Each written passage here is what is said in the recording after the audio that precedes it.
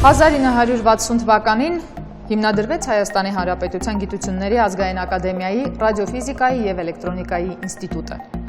Արդեն ավելի քան 60 տարի է, ինչ այս ինստիտուտը ակադեմիական այլ ինստիտուտների շարքում է, բայց գործում է մի տեսակ անջատ։ Պատճառը հենց ոլորտային առանձնահատկությունն է։ Այս ինստիտուտի կարևորագույն խնդիրներից է պաշտպանության հարցը, որով էլ նրանք զբաղվում են առավել քան 20 տարի։ Բարի օր, դուք դիտում եք գիտության ուժը։ Մենք շարունակում ենք խոսել ձեզ հետ գիտության լեզվով, շարունակում ենք ներկայացնել Հայաստանում գործող հզոր գիտական ներուժի ներկայացուցիչների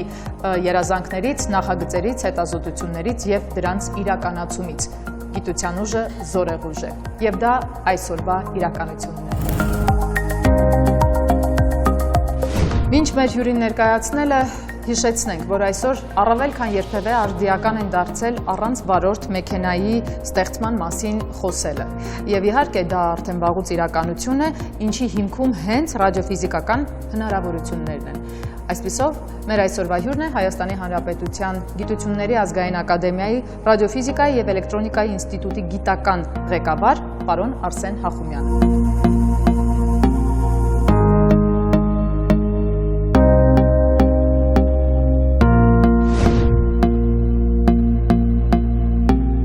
Արսեն Հախոմյան ծնվել է 1950 թվականի մայիսի 6-ին Ստեփանակերտում։ Սովորել է Երևանի պետական համալսարանի ֆիզիկայի ֆակուլտետում։ Ֆիզիկա-մաթեմատիկական գիտությունների դոկտոր է, Հայաստանի Հանրապետության Գիտությունների ազգային ակադեմիայի թղթակից անդամ։ Հայաստանի Հանրապետության Գիտությունների ազգային ակադեմիայի ռադիոֆիզիկայի և էլեկտրոնիկայի ինստիտուտի գիտական ղեկավարն է։ 2016 թվականից Հայաստանի Հանրապետության Գիտությունների ազգային ակադեմիայի նախագահության անդամ է։ Հետազոտությունների ոլորտներն են ցածր աղմկային ուժեղարարներ, հեռահաղորդակցության համակարգեր, բարձր ջերմաստիճանային գերհաղորդականություն։ Հեղինակ է ավելի քան 100 տպագրված գիտական աշխատանքների, ունի 2 միջազգային արտոնագիր։ Բարև եք եկել, պարոն Հախոմյան, մեր գիտության ուժը ամեն անգամ լցվում է նոր ու հետաքրքիր մարդկանցով և նրանց բերած գիտելիքներով։ Շնորհակալություն, որ ինձ ընդգրկել եք այդ ցանկի մեջ։ Չէինք կարող այլ կերպ։ Պարոն Հախոմյան, կխնդրեի սկզբում ներկայացնենք ռադիոֆիզիկայի և էլեկտրոնիկայի ինստիտուտի գործունեությունը, նախ փոքրիկ պատմական ակնարկ և արդեն վերադառնանք մերօրյա իրականություն։ Ռադիոֆիզիկայի և էլեկտրոնիկայի ինստիտուտը հիմնվել է 60 թվականին Վիկտոր Համազասպրիչի նախաձեռնությամբ և շնորհիվ նրան, որ Հայաստանում կային այդ ուժերը, որոնք կարողացան համախմբվել միասին ու ստեղծել այդ ինստիտուտը, ռադիոֆիզիկայի և էլեկտրոնիկայի ինստիտուտը։ Հիմնական խնդիրը ինչու էր Վիկտոր Համազասպրիչը, այսպես ասած, նպատակ դրել, դա այն խնդիրներ, դա ռադիոաստրոնոմիայի խնդիրներ, որովհետև դա շատ կարևոր ուղղություն է և ինստիտուտը սկզբի իր առաջի քայլերը կատարում էր այդ ուղղությամբ և այդ փորձը, որը ստացվել էր այդ ուղղությամբ, հետո հետագայում մեծ ծառայություն կատարեց ինստիտուտի ամբողջ գործունեության մեջ, որովհետև փորձ ձեռք բերվեց ստեղծել գերզգայուն ռադիոընդունիչներ գերբարձր հաճախությունների տիրույթում։ Նախ ես ուզում եմ ռադիոֆիզիկա բառի մասին ասել, թե դա ինչ բան է, որովհետև շատերը լավ չեն հասկանում, հատկապես արտասահմանում դա ընդունված բառ չէ ռադիոֆիզիկան, ուրիշ բան են հասկանում, ռադիոլոգիայի ուղղություն են հասկանում։ Իսկ ռադիոֆիզիկան, ինչ որ դա հիմնադրել է այդ բառը, եթե գործունեության մեջ է մտցրել ակադեմիկ Պրոխորովը, Նոբելյան մրցանակիչ, որը ընդհանրացրել է այդ հասկացողության տակ ամեն ինչ, բոլոր ֆիզիկական պրոցեսները և ոչ ֆիզիկական պրոցեսները, որոնց սպեկտրը ընկած է ռադիոալիքների տիրույթում, այսինքն տասնյակ կիլոգերցներից մինչև տասնյակ տերագերցներ։ Այդ ամբողջը միասին դա կոչվում է ռադիոֆիզիկա այդ հասկացողության տակ։ Մեզ մոտ զարգացել է գերբարձր հաճախությունների ռադիոֆիզիկան, որը անգլո լեզվական ընկերներում դա կոչվում է microwave engineering, եթե տենց ասենք։ Հիմա ինչն էր մեր խնդիրները, առաջի էտապում դա եղել է ստեղծել այդ ձևի սարքեր, որոնք կարող են իրանց զգայունությամբ ապահովել նոր ու նոր արդյունքներ ռադիոաստղագիտության մեջ, եւ մեծ հաջողությամբ դա ստացվեց մեզ մոտ, շատ արագ ստեղծեցին ունիկալ ռադիոմետրներ, հետագայում Մարտիրոսյանի արդեն ղեկավարությամբ, որը անցել էր Դբրոց Պրոխորովի մոտ, քվանտային ուժեղարարները, որը կարգերով բարձրացրեցին զգայունությունը, եւ այդ շնորհիվ այդ աշխատանքների մենք ստացանք շատ լայն ճանաչում ԽՍՀՄ, եթե տենց վերցնենք մեր նախկին պետության մեջ, ստեղծվեց ամենակարևոր բանը, Հայաստանում ստեղծվեց դբրոց, այդ ռադիոֆիզիկայի դբրոց։ Եթե մենք նայենք մոտարապես, ասենք 15-20 տարի առաջ, Հայաստանում գործում էր 6-ից ավելի ինստիտուտներ այդ ուղղությամբ։ Բոլորն էլ ծնունդ էին արել այդ շնորհիվ զարգացմանը, իրանք արդեն առանձին ինստիտուտներ էին դարել, բայց սկիզբը եղել է ռադիոֆիզիկայի եւ էլեկտրոնիկայի ինստիտուտը։ Ինձ թվում է արդեն դա հերիք է, որ ինստիտուտը բարձրանա ու ասի, որ մի երկրի մեջ ստեղծել ենք մի դբրոց, որը մեծ ճանաչում է ստացել ու շատ կարևոր աշխատանքներ է կատարել։ Դուք ասեք դպրոց, ես ասեմ շարժում։ Իրականում ռադիոֆիզիկայի եւ էլեկտրոնիկայի ինստիտուտը ինքն իրենով ստեղծեց նոր շարժում, գոնե եւ խորհրդային տարիների Հայաստանի համար եւ ներկայիս Հայաստանի համար, որովհետեւ կիրառությունը շատ կարևոր է եւ կիրառական խնդիրները, որոնք կարող է լուծել ռադիոֆիզիկայի։ Ես ուզում եմ մի բան ավելացնեմ, որ ինստիտուտը առաջի հենց օրվանից, ստեղծման առաջի օրվանից, մենք եղել ենք ուղղված դեպի կիրառական խնդիրների, որովհետև ինքը ռադիոֆիզիկան այդպիսի գիտություն է, որը ուղղված է դեպի կիրառումը, ու ոչ թե երկարատև հետազոտումներից հետո, տասնյակ տարիներից հետո, այլ այսօրվա հենց։ Այսօր այստեղ հենց Եթե մենք այսօր կատարում ենք հետազոտություն, համոզված եղեք, որ վաղը նա կիրառվելու է, եթե արդյունքները լավ են։ Եկեք բերենք օրինակներ։ Կիրառական խնդիրների լուծման օրինակներ։ Շատ լավ, ռազմական եւ ռադիոաստրոնոմիական խնդիրների համար մենք մշակել ենք ուրեմն այն սարքերը, որ ասեցի, գերբարձր զգայունությամբ ռադիոմետրիկ սարքերը։ Անցավ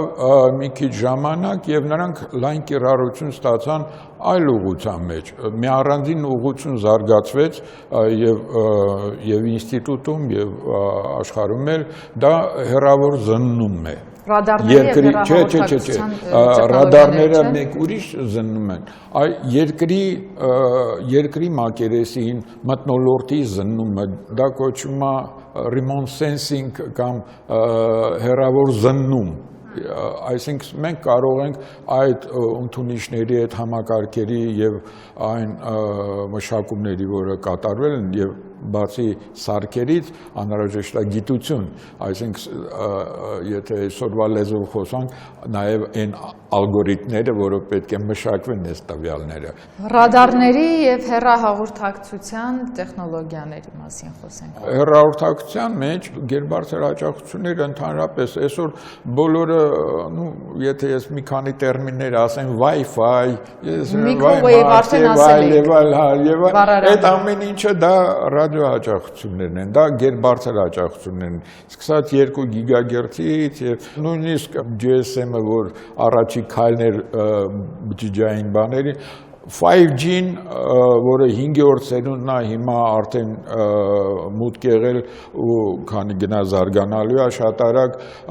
նա արդեն լայնացրել է իր հաճախականային տիրույթները մինչև միլիմետրային ալիքների տիրույթ, այսինքն շատ բարձր հաճախություններ։ Այսօր հեռահաղորդակցության մեջ օգտագործում են այն տեխնոլոգիաները,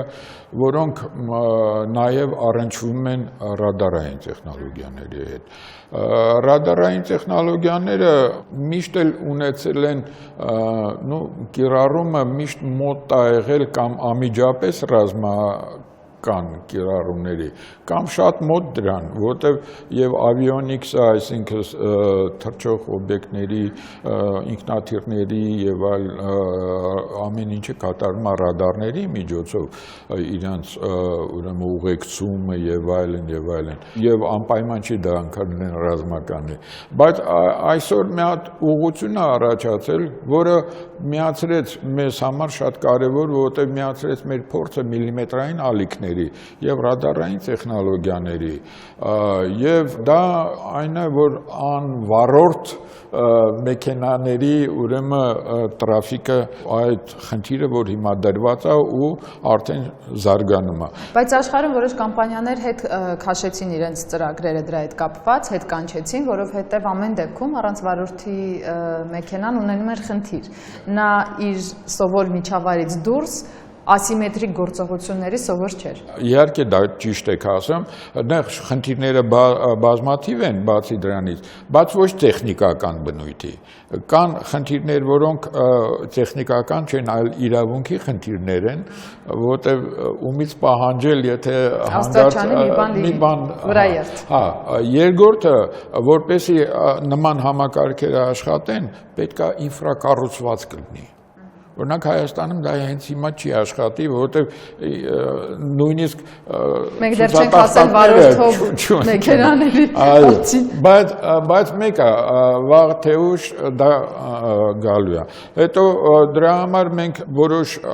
ջանքեր ենք թափում, ինչ որ մի բաներ անել այդ Ես ճիշտ եմ հասկանում, որ մենք ոչ թե զարգացնում ենք աշխարհում գոյություն ունեցող մոդելը առանց վարորդի մեքենաների, այլև ստեղծել ենք մերը, որը պետք է որ լինի առավել ունիվերսալ ու հաշվարկած արդեն։ Փորձում ենք անել, իհարկե, դե կրկնելը դա հետաքրքիր չի, երկրորդը կրկնելը դա մեր գործը չի, մենք ստեղծված չենք կրկնելու համար, որտեվ ոչ էլ արտադրական ենք մենք, այսինքն մենք պետք է անենք առաջի պիոներական ինչ-որ մի փորձանմուշը, առաջի բանը, որը հետո գնա արտադրություն, եթե հաջող ավարտվի ամեն ինչը։ Պարոն Հախոմյան, դուք խոսեցիք գերբարձր հաճախություններից ու նաև նշեցիք, թեկուզ նույն 5G-ի օրինակով, որ արդեն հասնում ենք այդ մակարդակի, բայց այսօր աշխարհում իսկապես ամենամեծ խնդիրներից է այն նյութերի վերաարտադրումը կամ վերափոխումը, որոնք մնում են այդ գերբարձր հաճախությունների արդյունքում։ Օրինակ, մենք ունենք Wi-Fi, Wi-Fi-ից առաջանում են բազում էկոլոգիական խնդիրներ, մեղուների պարսերի անկումից մինչև որ շատ այլ հարցեր։ Եվ այն բոլոր դիվայսները, հեռախոսները, գադջետները, ամեն ինչը, որը մենք տարին մեկ կամ տարին մի քանի անգամ փոխում ենք, այդ ամենը չի քայքայվում, չի վերանում, չի մշակվում ու մնում է։ Այս առումով ռադիոֆիզիկայի եւ էլեկտրոնիկայի ինստիտուտը ինչ է։ Դա մեծ խնդրեմ է, Պրոբլեմը կայանում է ինչու՞մ, որ չնայած մեր լեզվի մեջ չկա չարիք առանց բարիք, բայց չկա բարիք առանց չարիքի էլ, հակառակն էլ է աշխատում։ Դա մեծ բարիք է իհարկե, որ ստեղծվեց բանի բջջային, այսպես ասած, բաներ համակարգեր, հեռահաղորդակցական, որը բերեց զանգվածային պայթմանը, այսինքն քանակի տեսակետից, հիմա որ ասենք, որ շրջանառության մեջ երևի Հայաստանում գտնում են միլիոնից ավել հեռախոս բառը արդեն չի էլ ասում, սկզբից է եղել, դա կարևոր չի, բայց ամեն մի ձևի գադջետը դա ճառագայթում է 2 վատ հզորություն, օգտագործում է ինքը, այո, դա հանակ չի, դրա համար մի քիչ դրա համար ասում ենք, մի քնեք այս գադջետներով։ Մի դրեք ձեր կողքը, օգտագործեք տարբեր սարքեր լսելու, Bluetooth օգտագործեք, ես հիմա ասեմ, մեր խնդիրներից են նաև այնպիսի տեխնոլոգիաները, որը նվազեցնեն այդ բանը։ 5G-ն հենց դրան էլ ուղղված է, այդ կատակ չի, 2 վատը, եթե միլիոնների վրա բազմապատկեք, դրանք արդեն 2 մեգավատ են։ Այդ ձևի հզորության գերբարձր հաճախության ճառագայթիչներ նույնիսկ չկան ռազմականի մեջ։ շատ քիչ անընդհատ աշխատող են, որոնք դա կարող է բերի շատ մեծ փոփոխությունների էկոլոգիական, որովհետև մեր զարգացումը կյանքի երկրի վրա ոչ մի բան այդ ձևի կտրուկ չի փոխվել, ոչ օդի բաղադրությունը, ոչ ջրի բաղադրությունը, ոչ մի բան տենց չի փոխվել, ջերմաստիճանային տեղ փոխվել է կամ սառցային պերիոդ է եկել է, մեկն է գնացել է, բայց այս ձևի, որ շատ մեծ կարգերով, միլիոններով փոխվի էլեկտրոմագնիսական միջավայրը, դա արդեն ոչ մեկը չի կարող կանխագուշակի, թե ինչով դա կավարտվի։ Դրա համար պետք է շատ զգուշ լինել ու գտնել են քայլերը, իսկ այդ քայլերը կայանում են նրանում, որ ստեղծել բաշխված փոքր շարավիղի ցանցեր, այսինքն մեծ քանակի պատկերացնենք, մենք աշխատում ենք այդ ուղղությամբ։ Աշխարհն էլ աշխատում, մենք էլ ենք աշխատում, հա։ Փորձենք, որ այդ ձևի միջավայրեր ստեղծել, որտեղ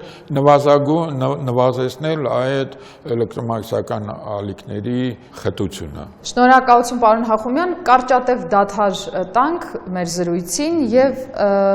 առաջարկում եմ այս պահին տեղափոխվել ռադիոֆիզիկայի եւ էլեկտրոնիկայի ինստիտուտ, շրջել եւ տեսնել, թե ինչ հետաքրքիր հետազոտություններ են այնտեղ կատարվում։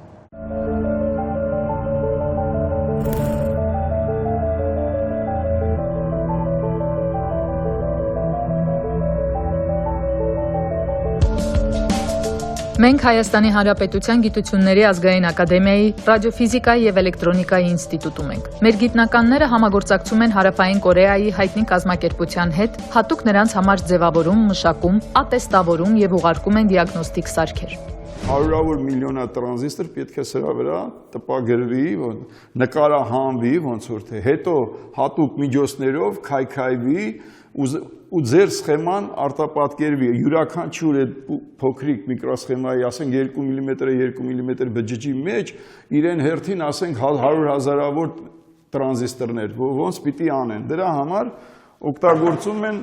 պլազմայի կամերաներ, ռադիոհաճախականային պլազմայի։ Այսպիսի կամերաներ են,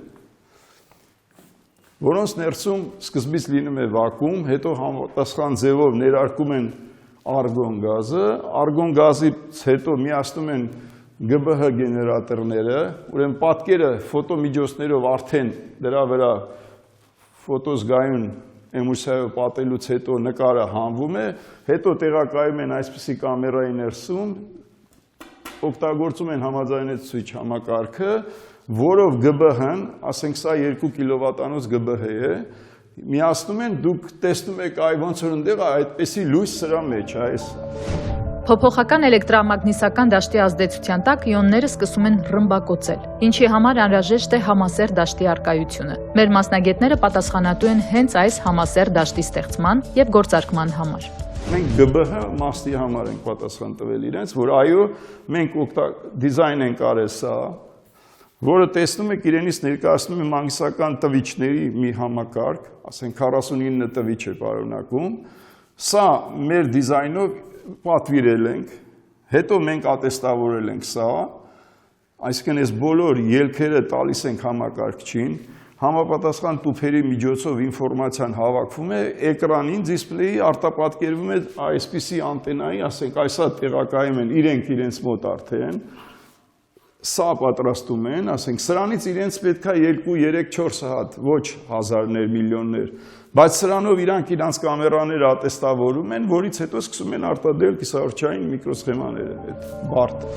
Իսկ միկրոսխեմաները տեղակայված են այսպիսի կիսահաղորդչային բյուրեղների վրա։ Հենց այս բյուրեղի վրա տպագրվում է մոտավորապես մի քանի հազար հատ, հետո այն կտրատվում է, տեղադրվում համապատասխան տուփերի մեջ եւ որպես միկրոսխեմա արդեն վաճառվում է։ Մենք այն առօրյայում օգտագործում ենք թե հեռախոսների մեջ, թե հեռուստացույցների եւ թե համակարգիչների։ Բյուրեղները սենց կոմպյուտերը կառավարում է, թիակը գալիս է, վերցնում է, մտցնում է,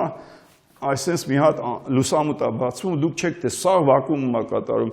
Այդ մեկը մյուսին հաջորդում են այս պլազմայի կամերաները եւ այդպես 100 մետրի վրա ասենք մի 20 հատ շարածա։ Պրոցեսը տևում է մոտ մի ամիս, կես ամիս, 2 ամիս, սկսում է մի կամերայից մյուսը, որտեվ այնտեղ պետք է արտապատկերվեն բազում շերտեր։ դիէլեկտրիկ շերտեր, մետաղական շերտեր, շատ բարդ է այդ process-ը։ Ու պատկերացնում եք ինչ գումարներ են մարդիկ ծախսում ու հանկարծ այդ հազարավոր պիտի դուրս գային միկրոսխեմաներ մի հատ ԳԲՀ-ի սխալի պատճառով, կառավարման սխալ, թե եսի ինչ սխալ, ամբողջ ձեր արտադրանքը գնում է մեր համար շատ պատվաբեր է, որ Հարավային Կորեայի պես զարգացած այս կիսահաղորդային ոլորտում երկիրը Հայաստանի հետ համագործակցում է այսպիսի ոլորտում։ Ռադիոֆիզիկայի և էլեկտրոնիկայի ինստիտուտը համագործակցելով ռազմաարդյունաբերության համալիրի հետ կատարում է տարբեր մշակումներ։ Կատարվում են և մշակումներ, այսինքն նոր սարքերի, նոր համակարգերի մշակման ուղղությամբ, այնպես էլ փոքրածավալ արտադրության ուղղությամբ։ Նուրբ թաղանթների նստեցումն իրականացվում է կիսահաղորդչային նանոէլեկտրոնիկայի տեխնոլոգիական լաբորատորիայում։ Կիրառվում են տարբեր մեթոդներ, մասնավորապես նախընտրությունն այստեղ տրվում է վակուումային տեխնոլոգիային։ Հիմնական նպատակը այն է, որ դա պետք է կիրառեն որոշակի սարքերի մեջ, որոնք որ կարող են ունենալ ինչպես քաղաքացիական կիրառություն, այնպես էլ ռազմական արդյունաբերության մեջ, այսինքն այդ ինչ որ այստեղ արվում է կիսահաղորդչային էլեկտրոնիկային վերաբերող այդ գործերը ունեն նաև երկակի բնույթ։ Ջերմային օբյեկտներին հետևող սարքերի մասն է խոսքը գնում, նույն եթե դուք ունեք ասենք ինքնաթիռ կամ ինչ որ շարժվող օբյեկտ, մենք կարող ենք գրանցել այդ օբյեկտը այդ սարքերի միջոցով եւ հետևել նրա շարժմանը։ Աշխատանքային խումբը մեկ այլ ուղղությամբ էլ է աշխատում։ Պատրաստում են կլանիչ շերտեր, որոնք օգտագործվում են բավականին բարձր օգտակար գործողության գործակից ունեցող արևային տարր պատրաստելու նպատակով։ Ինչպես նաև նախագծվում է էներգոանկախ եւ էներգոխնայող շենք ստանալու մեխանիզմ, շենքի տանիքն արևային էլեմենտով պատելու օգնությամբ։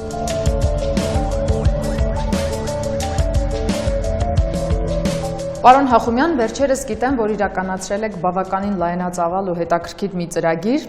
զբաղվում եք միկրոսխեմաների պատրաստման համար պլազմային տեխնոլոգիաների մշակմամբ, համաշխարհային հանրահայտ հետաքրքիր կամպանիաների հետ կխնդրեմ ներկայացնել։ Այսօրվա ուրեմն մեր կյանքը դժվար է պատկերացնել այնպիսի առանց բազմաթիվ սարքերի, որտեղ եւ ուղեղը եւ ֆունկցիոնալ ամեն ինչը միկրոսխեմաների հիման վրա են կատարում։ Դրա համար դրանց արտադրությունը շատ ահռելի մեծ բիզնես է, որը հարյուրավոր միլիարդների, եթե տրիլիոնների մասին։ Ո՞վ է առաջատարը, Չինաստանը։ Առաջատարը դա Կորեան է, ավելի առաջ Թայվանը, Չինաստանն էլ իհարկե բանան։ Շատ բարձր տեխնոլոգիաները Ամերիկայում են բոլոր դեպքերում։ Իսկ զանգվածայինը դա Կորեայում է։ Մենք համագործակցում ենք այդ երկրի հետ, այդ երկրի հանրահայտ կամպանիաներից մեկի դուստր կամպանիայի, որը պատրաստում է, այսպես ասած, գործարաններ, միկրոսխեմաների գործարաններ։ Այսօր հիմնական տեխնոլոգիան այդ ձևի միկրոսխեմաների պատրաստման հիմնված է պլազմայի վրա, բարձր աջակցականային պլազմայի հատկությունների վրա։ Օգտագործելով տարբեր գազերի խառնուրդներ, տարբեր հաճախություններ, տարբեր ռեժիմներ, կատարում են ամբողջ ուրեմն աշխատանքը միկրոսխեմաների պատրաստման։ Ես ճիշտ եմ հասկանում, որ մենք ստանում ենք մաքուր պլատաները, դատարկ եւ սկսում ենք պլատաներ չեն։ կամ ինչի վրա են։ Դրանք մեծ տրամագծի մինչև այսքան սեղանի չափ, նույնիսկ տրամագծի կրեմնիի, սիլիցիումի բաներ են, տակդիրներ են, որոնց հիման վրա կատարում է այդ ամեն ինչը։ Պատրաստում են միկրոչիպերը։ Դե պատկերացրեք, որ սենց մակերեսի վրա միլիարդավոր միկրոչիպեր են պատրաստում։ Եվ խոսքը գնում է արժեքը իջացնելու մասին։ Այդ նշանակում է, որ ամբողջ ինչի հաշվին այդ ձևի նենց տեխնոլոգիաներ պիտի կիրառեք ու նենց հնարքներ, որ ապահովեք համասեռությունը ամբողջ մակերեսով տեխնոլոգից, որտեվ ինչքան դուք համասեռ սարքեք, ինչքան մեծ լինի ձեր տիրույթը համասեռության ու ճշգրտության, այնքան մեծ քանակի դուք դրական արդյունք կստանաք, չէ՞, այնքան էֆեկտիվ, այո, բացարձակ, եւ համապատասխան արժեքն էլ է իջնելու։ Կան զանազան խնդիրներ, որոնք պետք է իրականացնել, դա հսկումն է, պլազմայի ղեկավարումը, որտեղ հզոր գեներատորներով է դա արվում եւ նրանց ղեկավարումը, այսինքն համաձայնեցում եւ այլ պրոցեսներ, որտեղ նեղ կար բռնկումներ են առաջանում, կայծեր են առաջանում, որը միանգամից բերում է ճաշմանսա դենես գցեմ, այսինքն արժեքի միանգամից խնդիրը։ Մեզ հաջողվել է սարքել այսպիսի մի համակարգ, որը թույլ է տալի կատարել լրիվ թվային եղանակներով հսկումը, այդ պլազմային համաձայնեցումը կատարել եւ ամենակարևոր արդյունքներից մեկը նաեւ նա էր, որ առաջի անգամ մեզ հաջողվեց ստանալ պատկերը այդ պլազմային բարձր հաճախության, դա ոչ թե օպտիկական բան, այլ բարձր հաճախության տիրույթում ստանալ այդ պլազմայի պատկերը։ Դուք լավ պատմում եք, բայց ես դժվար եմ պատկերացնում։ Պատկերացնում ենք, ինչու օպտիկան դուք տեսնում եք աչքով, որտեղ դուք մեր աչքը ստեղծված է այդ տիրույթի համար։ Հիմա մենք էլ սարքում ենք փոքր աչքեր, որոնք զգայուն են գերբարձր հաճախությունների համար, այդ բարձր հաճախությունների համար։ Եվ հիմա դուք կարող եք իրանցով ստանալ պատկերը։ Այդ պատկերը աչքով չեք տեսնի երբեք, բայց այդ պատկերը դա այդ դաշտի բաշխվածությունն է։ Դա մեծ հավանություն է ստացել, հիմա նորից արդեն էլի կան այդ ուղղության պատվերներ, ավելի մեծ քանակի, որ աչքերի քանակը ավելի մեծ լինի, ավելի մեծ ճշգրտություն ապահովի։ Ի վերջո ձեր համագործակցության արդյունքում են չէ ստացվում պատվերներ ու դրված խնդիրն է ստեղծում արդյունքի։ Ասեմ, այստեղ դա շատ կարևոր հարց է, որտեղ ոնց դուրս գալ այդ աշխարհ միջազգային շուկա, դա շատ բարդ գործ է, լինելով Հայաստանի մեջ, որտեղ կներեք, բայց թե 90% մարդկանց, որ դու դրսում խոսում ես, նույնիսկ Հայաստանի տեղը չեն պատկերացնում, մոլորակի վրա, թե որտեղ է։ Դրա համար դուրս գալ այդ շուկան մեզ օգնում է երկու բան։ Առաջինը, մեր այն կադրերն են, որը ժամանակի մենք դաստիարակել ենք ու որոնք հիմա մեծ հաջողությամբ աշխատում են երկրի տարբեր երկրներում։ Դա խոսում է նախ մեր կրթության որակի մասին եւ աշխատանքային որակի մասին։ Մենք համարում ենք իրանց որպես մեր դեսպանները։ Առաջի փորձից հետո մեզ հետ երբ որ կամպանիան աշխատում է, դեռ այսքան 30 տարից ավել չի եղել որևէ մի դեպք, որ մեզանից լինեն դժգոհ, որտեղ մենք կատարում ենք իսկապես բարձր որակի վրա, ընդ որում օգտագործելով այսօրվա գիտելիքները բարձր մակարդակը եւ միշտ էլ իրանք բարձր են գնահատել այդ որակները եւ ձգտել են շարունակել մեզ այդ աշխատանքը։ Իսկ այստեղի երիտասարդների ներգրավվածությունը, շահագրգռվածությունը կամ որքանով են նրանք կարողանում ներառվել ձեր ընդհանուր գործունեության մեջ ու մնալ Հայաստանում։ Դա մեծ պրոբլեմ է մեզ համար, իսկապես մեծ պրոբլեմ, շատ դժվար բանին հարցին դուք անդրադարձաք, այդ հարցը կայանում է նրանում, որ լինելով ակադեմիական ինստիտուտ շատ չնչին վարձատրություն է, համեմատ ցանկացած նույնիսկ շատ միջին կամպանիայի Հայաստանի մեջ ծրագրային, այսպես ասած, գործունեությամբ եւ շատ-շատերը ստիպված թողում գնում են նման կամպանիաներով աշխատում են, բայց ոչ թե բան։ Հիմա մենք գտել ենք մի ճանապարհ, որը ինձ թվում է միակն է այսօրվա ռեալ ճանապարհները, դա ոչ թե մեզ մոտ գան, այլ մենք էլ գնանք ու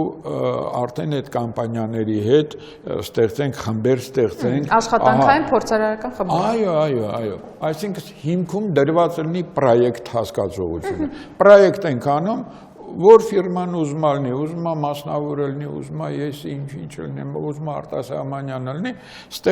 ստեղծում է թիմ, վիրտուալ մի հատ թիմ է ստեղծում, որը կատարում է այդ աշխատանքը ու ընդ որում պետք է կատարի բարձր որակով, որ նա լինի շարունակական։ Պարոն Հախոմյան, քանի տարի է ինչ դուք այս ոլորտում եք։ 73 թվականից։ Ես ձեզ մաղթում եմ, որպեսզի ձեր մյուս տարիներին դուք արդեն տեսնեք ծաղկող ու զարգացող գիտությունը համապատասխան ֆինանսավորումներով, լինի կառավարության թե մասնավոր սեկտորի կողմից, բայց ամեն դեպքում մեր ամբողջ խոսակցության ընթացքում հանգեցինք մի պարզ ճշմարտությանը, երբ կա պետական դիրքորոշում ու պատվերի իրագործումը հաստատ տեղի է ունենում։ Եթե կա հստակ նպատակ, թե ինչ ենք մենք ուզում, ստրատեգիա, ճիշտ եմ թե ոչ։ Ճիշտ եք, որովհետև կարևոր է, որ պետությունն էլ իմանա։ Շատ ժամանակ դեպի գիտություն կա շատ հասարակ հարցադրում, թե իսկ դուք ինչ եք տալի։ Իսկ դուք ինչ եք տալիս։ Բայց դրան կա մեկ ուրիշ հարց, իսկ դուք ինչ եք ուզում։ Այս։ Եթե դուք կարող եք ձևակերպեք, թե դուք ինչ եք ուզում, մենք դա կանենք։ Այս էր։ Դա ամենադժվար խնդիրն է, որը այսօր չի իրականացվում։ Հասկանում եք, չկա հետադարձ կապը գիտություն դեպի շատ խոսում են, բառերը շատ են, բայց գործ չկա։ Ես վերջերս անընդհատ ասում եմ, մենք սկսել ենք շատ մենախոսել եւ չկա երկխոսությունը, երբ ասում ես, ասածդ լսում, տեղ են հասնում, վերարտադրվում է եւ ստացվում է արդյունք։ Ես լիահույս եմ, որ մեր գիտության ուժը հաղորդաշարը կդառնա մի գեղեցիկ կամուրջ աշխարհիկների ու գիտնականների միջև։ Նախ շնորհակալություն այդ նախաձեռնության համար, երկրորդ իմ հույսը, դա ես միշտ ասել եմ, դա երիտասարդությունն է, դրա համար մենք շատ մեծ ջանքեր ենք թափում, նաև ուժեղացնել կապը Երևանի պետական համալսարանի ռադիոֆիզիկայի ֆակուլտետի եւ պոլիտեխնիկի ռադիոտեխնիկայի ֆակուլտետների հետ մենք եւ դասախոսում ենք եւ համագործակցում ենք, նենց որ իմ հույսը դա է։ Ես միշտ հույս եմ դնում միայն կրթության վրա։ Ինչքան կկրթվեն, ուրեմն այնքան մեր հասարակությունը կբարձրանա իր մակարդակը եւ երկիրն էլ ավելի բարձր կդառնա։ Ընդունված է ասել, որ պետական համալսարանը մայրբուհն է Հայաստանի, բայց ես կասեի, որ Հայաստանի Հանրապետության Գիտությունների ազգային ակադեմիան իր բոլոր ինստիտուտներով է այն մայրը, որը որ կարողանում է սնել գիտական տարբեր հետաքրքիր նախագծեր, ստեղծել նոր երիտասարդություն, նոր գիտական ներուժ։ Ես կմիանամ ձեր կարծիքին, ինչքան էլ անհամեստ լինի, պետք է ամեն ինչը տեսնել զարգացման մեջ։ Պետք է զարգացնել եղածը, որը որ արդյունավետ է, նա զարգացնել։ Շնորհակալություն պարոն Հախոմյան, շատ նրբանկատ զրույցի համար։ Ես հիշեցնեմ, որ մեր հյուրն էր Հայաստանի Հանրապետության Գիտությունների ազգային ակադեմիայի ռադիոֆիզիկայի եւ էլեկտրոնիկայի ինստիտուտի գիտական ղեկավար պարոն Արսեն Հախոմյանը։ Իսկ որպես ամփոփում մեր այսօրվա զրույցի կասեմ մի բան։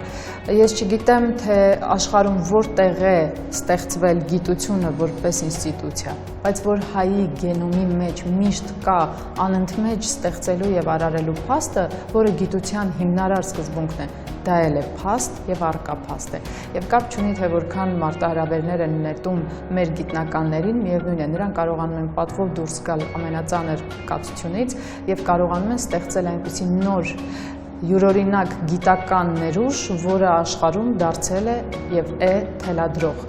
Մենք հուսով ենք, որ կստեղծենք հարմար ու համապատասխան պայմաններ նրանց համար, գնահատելով այսօր, այստեղ եւ հիմա։ Կհանդիպենք գիտության ուժներ։